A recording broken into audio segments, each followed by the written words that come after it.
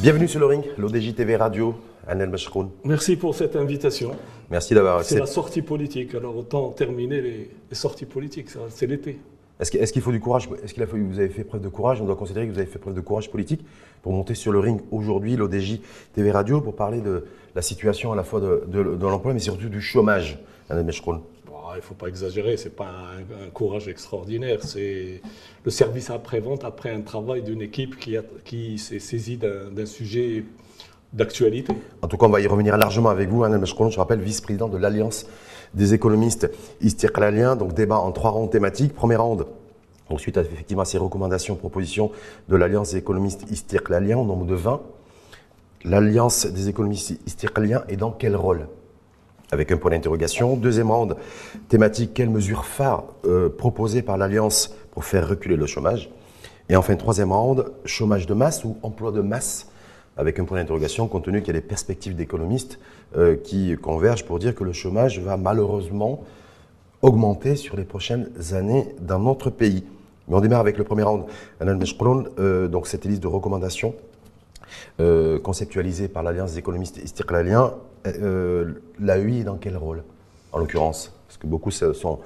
Oui, on peut se poser cette question, mais bon, l'AEI, elle ne vient pas de naître. C'est un think tank qui, aujourd'hui, a habitué l'opinion publique par des communiqués, des notes d'information, à fur et à mesure de l'année. Il y a un événement, le gouvernement a fait son bilan de mi-mandat. Oui, c'était il y a 1 mois et demi déjà. Absolument. À ce jour-là, on s'est réunis, on a dit, bon, tout le monde constate qu'il y a des réussites, qu'il y a des efforts extraordinaires que le gouvernement essaye de faire, mais malheureusement, il y a un mouton noir qui l'emploie, et c'est reconnu même par le chef du gouvernement. Alors, il y avait 2 solutions. On se croise les bras ou on participe au débat et on fait un effort. Lorsque la présentation mi-mandat, si vous permettez, mi-mandat par le chef de gouvernement, il a minimisé et minoré la destruction d'emplois. Non, il a essayé de faire en sorte en disant, est-ce que l'AEI a une attitude différente 1 mois et demi après, en disant effectivement, il y a un vrai problème en matière d'emploi et surtout de chômage, et nous, l'Alliance des économistes istiqlaliens, nous l'assumons politiquement. Est-ce que c'est ça le rôle de l'AEI? L'AEI n'assume pas, elle n'est pas en responsabilité. Elle est un think tank de parti istiqlal qui est dans la majorité et qui est au gouvernement, donc il assume un certain bilan et l'interprétation de certaines choses. Ce que nous avons retenu de la déclaration du chef du gouvernement, au-delà des chiffres et des débats des chiffres, c'est qu'il dit la deuxième partie de mon mandat sera axée sur l'emploi. Et ça sera ma priorité. Et ce sera ma priorité. Ça veut dire qu'on prend acte que la courbe du chômage continue à être élevée, on n'a pas pu la redresser, et qu'il s'agit d'aller dans ce sens-là. Ce jour-là, on s'est dit, bon, on s'auto-saisit de ce sujet-là qui intéresse tous les Marocains. On aurait pu se croiser les mains et prendre nos vacances comme tout le monde et fêter le Eid. Non, l'AEI, comme d'habitude, s'est mis au travail et a le mérite de proposer, de rentrer dans le débat public et de mettre le sujet sur la table. Sachant que ce que nous avons publié n'est qu'une synthèse d'un travail qui a été fait, qui fait 70 pages et qui fera l'objet d'une publication officielle, détaillée, en septembre, lors d'une conférence. En tout cas, sachant que j'anticipe vos critiques. Pas des critiques, moi des questions. Hein. Je suis dans le questionnement. Parce que depuis, j'ai reçu pas mal de choses. En septembre, on donnera beaucoup plus de détails des mesures. Nous avons essayé de les chiffrer quantitativement et qualitativement. Donc ça veut dire qu'on doit considérer qu'aujourd'hui, ce qui a été proposé par l'Alliance des économistes istiqlaliens, c'était fin de semaine dernière. C'est une synthèse. Pour dire, nous avons avec travaillé... 20 propositions. Est-ce que cette synthèse, elle est partagée par la majorité gouvernementale, ou est-ce qu'on doit considérer que ces travaux de l'Alliance des économistes istiqlaliens, c'est un travail purement, j'allais dire, c'est l'aile économique du parti de l'Istiqlal et que le périmètre est délimité? C'est un travail habituel d'un think tank de 400 personnes, de cadres, d'anciens commis de l'État, d'opérateurs économiques, d'universitaires dans l'économie, qui ont travaillé, ijtihad, proposent au parti, à la majorité, au gouvernement de disposer. Est-ce que ça c'est un document aussi qui pourrait éventuellement, j'ai bien dit éventuellement, heurter des membres du gouvernement, heurter Younes Khoury, par exemple, qui est en charge de cette question de l'emploi et de la création d'emplois, Qui peut être heurté par un groupe de Marocains qui essayent d'aider? C'est même pas les élections sont loin. On ne peut pas nous reprocher une arrière-pensée électorale. Il n'y a pas d'arrière-pensée électorale et électoraliste? Pas du tout. C'est un sujet qui intéresse les Marocains, qui est grave pour un pays. Nous essayons d'apporter notre valeur ajoutée éventuelle avec ce que nous avons pu faire. Nous l'avons fait un peu différemment cette fois-ci. Et nous le mettons à la disposition publique du gouvernement immédiatement. S'il peut en prendre 10%, 15%, il a fait. Est-ce que vous avez eu un appel, en tout cas un échange avec des membres du gouvernement? Ce document, on aimerait bien aussi l'avoir, parce qu'on aimerait bien le lire en profondeur. Oui, en septembre, il sera mis... Mais pour l'instant, il n'y a eu aucune demande des membres de l'exécutif? Il y a quelques réactions en disant vous en êtes où, etc. Mais on va le publier de façon détaillée en septembre.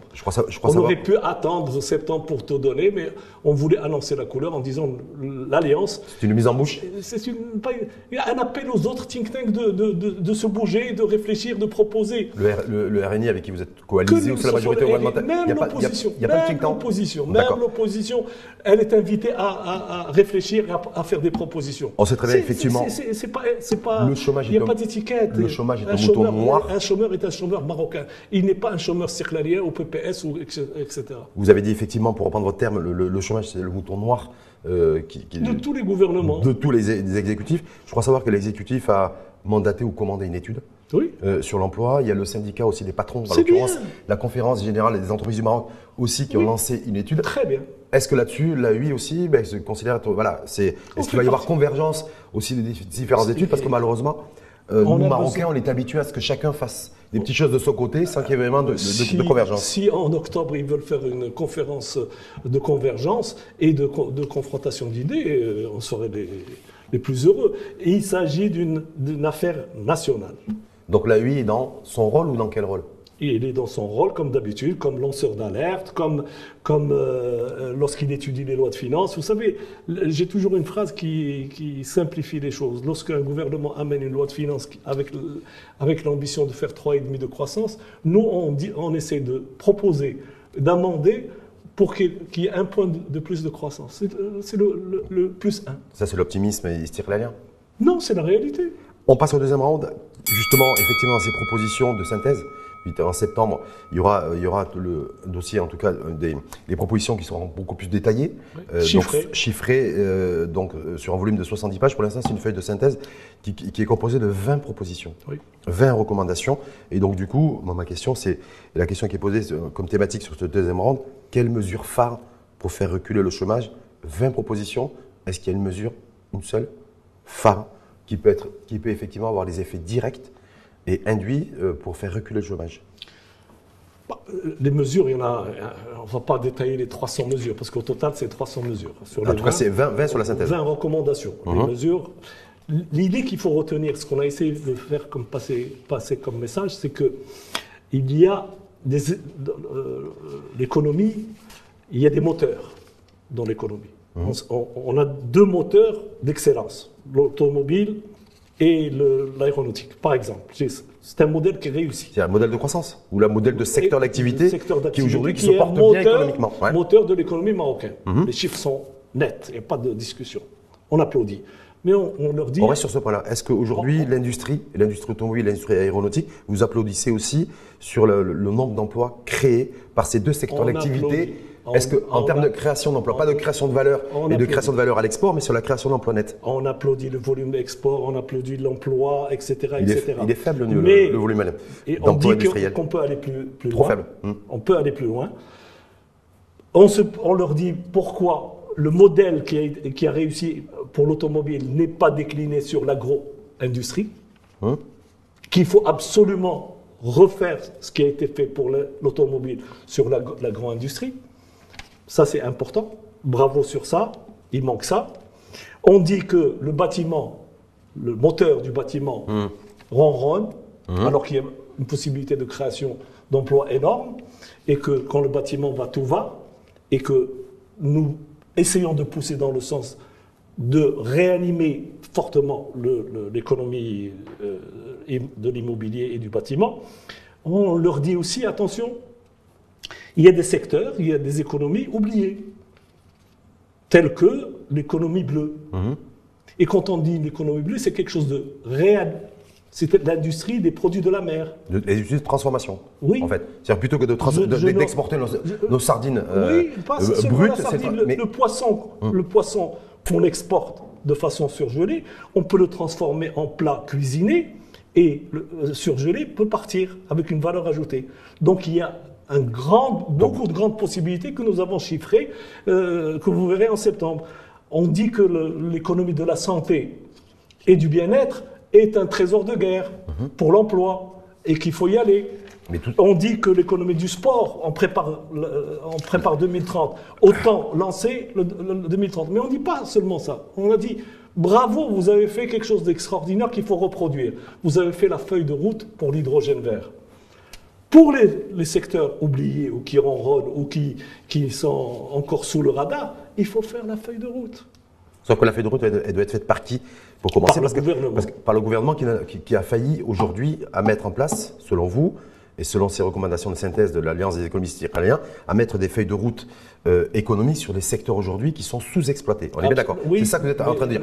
Mais en même temps, certains pourraient se dire, mais pourquoi aujourd'hui un parti comme l'Israël qui est coalisé avec les deux autres partis tire la sonnette d'alarme et lanceur d'alerte via l'Alliance des économistes israéliens, et pourquoi ce n'est pas porté politiquement au sein de la coalition? Non, chacun son rôle. Est-ce que vous dissociez le politique de l'économie? On ne dit pas que le gouvernement ou la majorité a complètement ignoré ces secteurs. Nous disons qu'il faut les accélérer, il faut le rendre consistant, et c'est notre rôle de dire aller plus vite sur ces économies. Donc pour la gratter? Non, on est dans... Force de proposition, c'est force de proposition, c'est contre personne, on demande la tête de personne, on dit on peut faire mieux, nous pensons qu'on peut creuser ça, il faut y aller, il y a un modèle, vous avez réussi ça sur tel modèle, faites la même chose sur l'agro-industrie, vous avez réussi une démarche prospective sur la feuille de l'hydrogène vert, nous pensons que c'est la bonne méthode, mais n'oubliez pas telle économie, tel moteur à allumer. Moi, ce qui m'a un peu surpris, un point sur lequel je souhaiterais vous interpeller, mais je crois dans ce deuxième round, quelle mesure phare pour faire reculer le chômage, à la lumière des 20 propositions, recommandations de l'Alliance des économistes israéliens, c'est qu'il n'y a rien pour relancer la croissance. Aujourd'hui, ce qui est avéré, c'est la forte dualité entre croissance économique et emploi. Oui. Sur la croissance économique, si la croissance économique n'est pas au rendez-vous, si on n'est pas au moins à 4% de niveau de croissance, il ne peut pas y avoir de création d'emplois. Et j'étais surpris qu'il n'y ait pas de mesure phare dans ce sens de comment booster le modèle de croissance économique pour justement créer de l'emploi. Dans la démarche, vous savez, renverser une courbe de chômage, ce n'est pas aussi facile que ça. Tout le monde en rêve.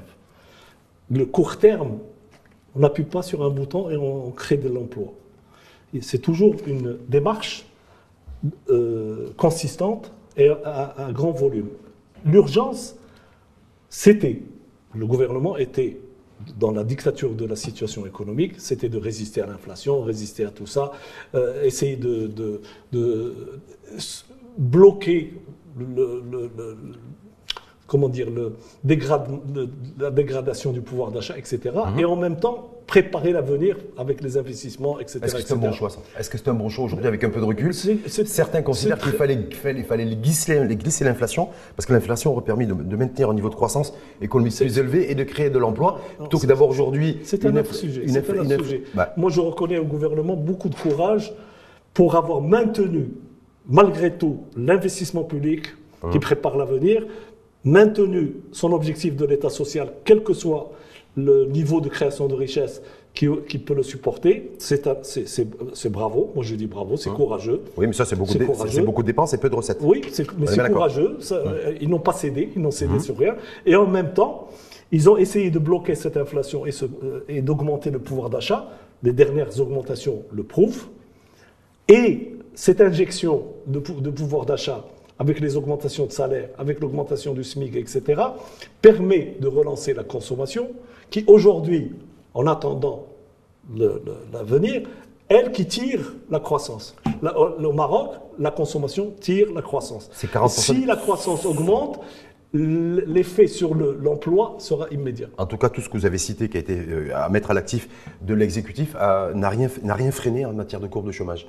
Même la hausse du SMIC et la hausse du SMAG aujourd'hui, beaucoup considèrent, je crois d'ailleurs qu'il y a une étude de la Banque centrale, Banque de Marais, qui fait un lien en disant voilà, plus on revalorise les salaires minimaux et les revenus minimaux, plus on dégrade l'emploi. Donc voilà. Donc c'est tout simple aujourd'hui. Est-ce qu'aujourd'hui, tout ce qui a été fait, vous dites effectivement, ça a du sens aussi de maintenir effectivement les aides directes et toute la politique sociale en même temps. On est rentré pour ça. Est-ce que ça n'a pas alimenté la courbe du chômage aussi? Non.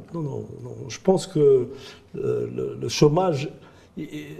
Aujourd'hui, l'urgence, c'est d'essayer de s'en sortir, d'inverser la courbe et de s'inscrire sur une création d'emplois pérennes jusqu'à 2030-2035. C'est ça l'objectif. On veut pas. Pas 2026. 2026, c'est la route. Je ne sais pas, entre autres. Il y a une échéance en 2026, il y a les engagements qui ont été pris par l'exécutif pour 2026. Le gouvernement présentera son bilan, sera jugé dans les urnes. Ça, c'est la nature de la démocratie, nous n'avons aucun problème. S'il y a des alternatives, le peuple marocain choisira sans aucun problème. Le gouvernement a subi, mais il a choisi de continuer sa feuille de route, malgré le coût très élevé de manque de croissance et le manque d'emploi. Maintenant, il s'agit tout le monde se met autour de la table, tout le monde réfléchit, tout le monde a des propositions.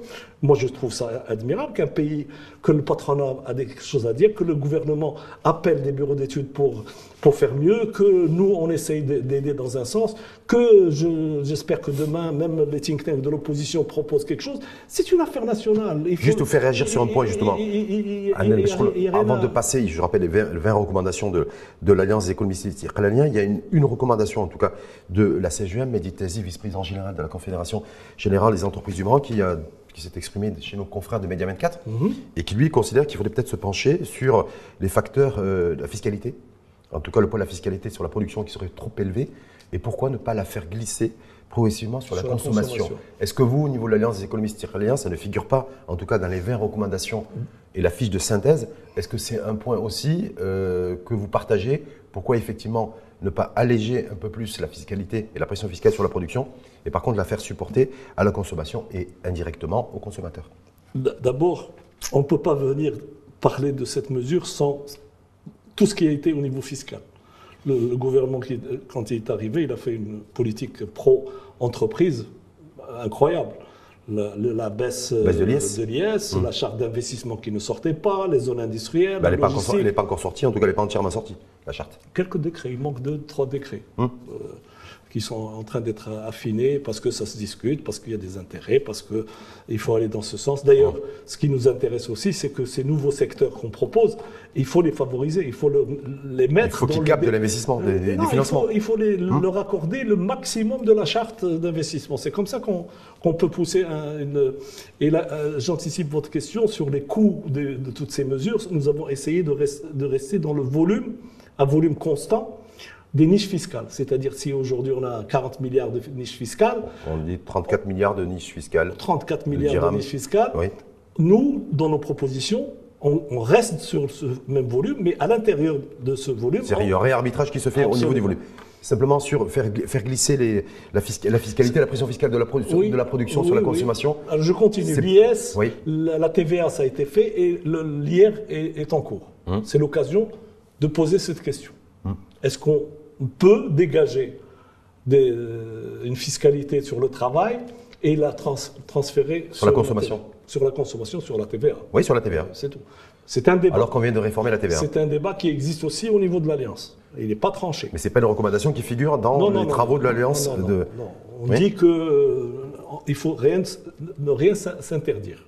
Mais généralement, ce genre de réforme fiscale sur le travail par rapport à la consommation, il faut le faire, à mon avis, ça n'engage que moi, il faut le faire lorsqu'il y a un mouvement de croissance de 5-6 ans, pour que les choses puissent basculer du travail pour l'alléger, pour le rendre plus compétitif, sur la consommation qui peut le supporter. Et le débat existe en France aussi. Troisième round, chômage de masse ou emploi de masse? Alors il y a une temporalité sur le court, moyen, long terme. Vous dites-vous, il y a des projections surtout de l'Alliance économiste istiqlalienne d'une relance de l'emploi sur 2030-2032. Il y a un objectif. Oui. Inverser la courbe d'ici 2026. 2026. Beaucoup d'économistes Oui, qui n'ont aucune appartenance politique, C'est dits indépendants, Oui. ouais, parce que apparemment C'est difficile. il en reste, C'est qui disent difficile. que ça ne sera pas possible, que la courbe du chômage va continuer malheureusement sa trajectoire. Il faut pousser le gouvernement Ouais. dans le sens qu'il s'agit au moins d'inverser la courbe du chômage d'ici 2026. C'est volontariste. C'est quoi? Est-ce qu'on va y arriver ou ne pas y arriver? C'est quoi? Est-ce que Mais c'est il faut y freiner croire. est-ce que c'est freiner le nombre de destructions d'emplois? Est-ce que c'est ça? Parce qu'aujourd'hui, on a eu un chiffre record de 13,7% de taux de chômage général, on est bien d'accord? Est-ce que oui, en fait, le premier objectif, c'est arriver à 2026 en freinant le volume de destruction d'emplois, tout en sachant qu'on va rester sur des niveaux extrêmement élevés de taux de chômage? Est-ce que c'est ça? Il faut freiner, inverser la courbe. La problématique... C'est pas la même chose, freiner ou inverser. Freiner pour inverser, pour commencer à diminuer la courbe. Il n'y a pas d'autre solution que de freiner et de commencer à faire baisser la courbe. Le vrai problème, parce que si on raisonne chômage global, destruction d'emplois au niveau du rural, etc., on accepte les chiffres, c'est la problématique de la sécheresse l'année prochaine et l'année suivante. Ça se maîtrise pas. Sauf qu'il y a des activités, d'ailleurs c'est le HCP qui l'a fait relever, les activités non agricoles aujourd'hui qui sont en perte de vitesse en matière de création de valeur. Donc il n'y a pas que les conditions climatiques et la 7e année sécheresse qui détruit l'emploi dans le secteur agricole. Il y a d'autres secteurs qui sont touchés également. C'est pour ça que probablement, il faudra revenir à quelque chose que vous n'aimez pas, c'est les petits emplois assistés et financés par Donc ça veut dire qu'en fait, ce qui pourrait freiner la courbe du chômage, selon vous, c'est AORH 1, AORH 2, AORH 3, 4, 5, 6. Sauf qu'ils ont montré leurs limites. Oui. Et que il faut continuer, il faut les améliorer. Il faut faire rapidement, de façon très agile, le bilan et améliorer. Si nous avons 2 années de sécheresse, il n'y a pas de solution. L'emploi se crée sur une usine que vous décidez d'investir, elle sera opérationnelle dans 2 ans. Donc ça veut dire qu'on va creuser le déficit, ou on va augmenter l'endettement, on va distribuer l'argent public pour freiner quelque peu le chômage avec un impact relativement faible. Parce que quand on ramène l'équation sur le volume d'emploi, le volume d'investissement qui est fait pour créer un emploi, on est sur une équation extrêmement élevée. Oui, ou avec un coût de l'emploi qui est très, très élevé. Alors, si vous parlez d'emploi, de dette, parlez-moi des recettes. Regardez l'explosion des recettes fiscales que le gouvernement aujourd'hui a. Donc, ça lui permet de prendre très peu de dettes, sachant que la dette marocaine, elle est nationale et elle est soutenable. La partie extérieure est très soutenable. Donc, il n'y a pas de problème. La preuve, tout le monde veut nous prêter de l'argent. Tous les jours, vous voyez que la BAD, la FMI, la Banque mondiale sont disposés après. La signature du Maroc ne pose aucun problème. C'est pour cette raison qu'on n'est toujours pas allé sur les marchés internationaux, parce que je rappelle que le Abdel Jouari avait annoncé fin 2023 d'ailleurs, que le Maroc devrait aller sur les marchés internationaux, lever entre 30 et 40 milliards de dirhams. Alors aujourd'hui, on n'est toujours pas sorti, considérant que le coût et le spread étaient trop élevés, donc on temporise. C'est normal. C'est normal. Si on n'a pas besoin. Si on n'a pas besoin, il faut un arbitrage. Il n'y a pas besoin de relancer la croissance économique par le financement, par l'investissement, par le capital, pour relancer l'emploi. Oui. Absolument. Il faut que les banques prêtent plus au privé qu'à l'État. Sauf que les banques continuent à prêter à l'État. Et au bon du il faut que ça rentre dans le climat de confiance qu'il faut absolument rétablir pour que la machine de l'investissement roule au maximum. Parce qu'il ne faut jamais oublier que nous avons un nouveau modèle de développement où le privé doit investir plus que l'État, doit se substituer aux 2 tiers de l'État et au lieu de se contenter d'1 tiers aujourd'hui. La revendication d'ailleurs exprimée par la CGM, pour revenir toujours sur Meditazi, de chez nos confrères une fois de plus de Média 24, c'est que le secteur privé en 2023, vous savez combien il a investi? Selon la CGM et la voix de Meditazi, 210 milliards de dirhams. Et que l'État aurait investi 230 milliards de dirhams et les entreprises et les établissements publics 160 milliards de dirhams. C'est-à-dire qu'on se retrouve, si on s'appuie sur les chiffres officiels, sur un volume d'investissement global de 600 milliards de dirhams avec un taux de chômage qui a explosé. Est-ce que là, il faut se dire, il y a plus qu'une alerte à lancer? Non, mais je ne sais pas d'où il sort ces chiffres. Meditazi, Média 24, le secteur privé a investi en 2023 210 milliards de dirhams. Peut-être, mais est-ce que c'est de l'investissement indirect parce que c'est les carnets de commandes que l'État, par la commande publique, remplisse et on compte les choses 2 fois? Moi, j'aimerais bien discuter avec ce monsieur et lui montrer les chiffres de la comptabilité nationale qui ne donnent pas encore ces niveaux propres à l'investissement public, c'est-à-dire sans sans que la commande publique vienne gonfler les chiffres. Hanan Bachroun, dernière petite question. On a fini l'année 2023 avec un chiffre record du taux de chômage, 13,7%, source HCP, fiable? Absolument. Fiable. Est-ce que selon vous, on va attaquer le deuxième semestre de l'année 2024? On est toujours sur un train de dossier du taux de chômage sur le premier semestre 2024. Est-ce qu'il peut y avoir... On va baisser sur le troisième, à cause des augmentations de la consommation des Marocains qui sont rentrés, qui vont consommer. Donc durant l'été. Une bonne consommation sur le troisième. Le quatrième dépendra aussi du ciel. Donc il devrait être quoi? Supérieur ou égal ou inférieur à 13,7% le taux de chômage en 2024 selon vous, selon vos prévisions? 13. 13. Donc on reste toujours sur des niveaux extrêmement élevés. C'est prétentieux de ma part de m'exposer à ce point sur un chiffre. Toujours bien de prendre le risque de se lancer dans les prévisions aussi. Là, ce qui m'intéresse, c'est on arrête et on inverse. Donc pour l'instant, on bouge dans un sens. Essayez de freiner. Et pour freiner, vous dites s'il n'y a pas d'autre alternative que dépenser l'argent public et de subventionner des emplois, mais il faut le faire. Absolument. Merci une fois de plus, Hanan Bachroun.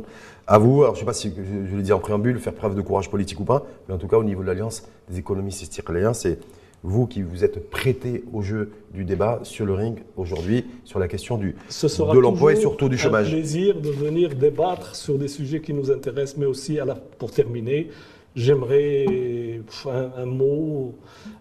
C'est l'anniversaire de Sa Majesté, 25e année de règne, et je voudrais dire merci beaucoup à Sa Majesté. Moi qui ai vécu autre chose, c'est incroyable que le Maroc, sous le patronage de Sa Majesté, sous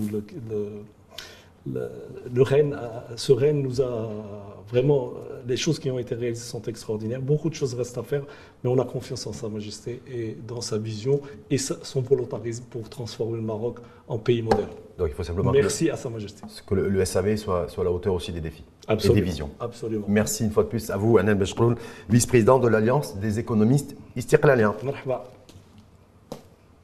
Cette émission est produite par l'ODJ Média en partenariat avec R212, la web radio de la diaspora marocaine. Vous pouvez la retrouver en replay sur la web radio TV Echo, Indeco, mais aussi en VOD et l'écouter sur toutes les plateformes de podcast. N'oubliez pas de vous abonner à notre chaîne pour être informé des prochaines émissions.